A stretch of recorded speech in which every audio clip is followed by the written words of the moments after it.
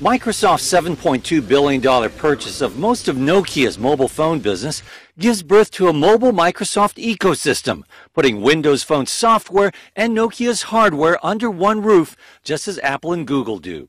Microsoft CEO Steve Ballmer. For Microsoft, it's also a signature event in our transformation. Nokia's Gear fulfills its plan to transform Microsoft from an operating system company into a device and services provider. He says the deal will help Microsoft boost its smartphone market share to 15% by 2018.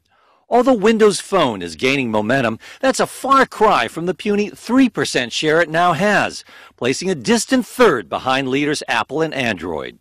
Reuters Breaking Views columnist Rob Siren says the need for speed also motivated Microsoft. The other thought is that if they can tie the two business closer together, they can also design devices faster, like hit devices, and they can make the software work a bit easier, work better with the hardware. That was why, for instance, that's been Apple's advantage over the years. Integrating the two companies won't be hard, says CLSA America's analyst Ed McGuire. Because there's not a lot of overlap. You're not talking about a merger of equals here. You're really talking about bringing on board an existing partner. Here's how the deal would work economically. Microsoft says now that it won't have to split profits, the gross margin that it gets for each Nokia phone sold will quadruple to $40. But to become competitive, McGuire says Microsoft must beef up its offering of apps and get developers to commit to them.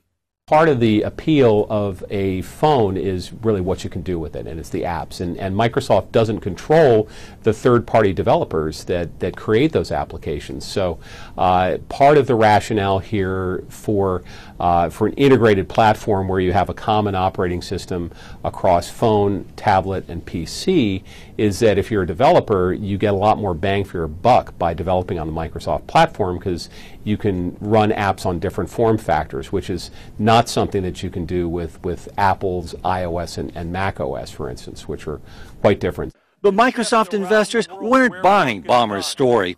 The Nokia news knocked its shares down nearly 5%.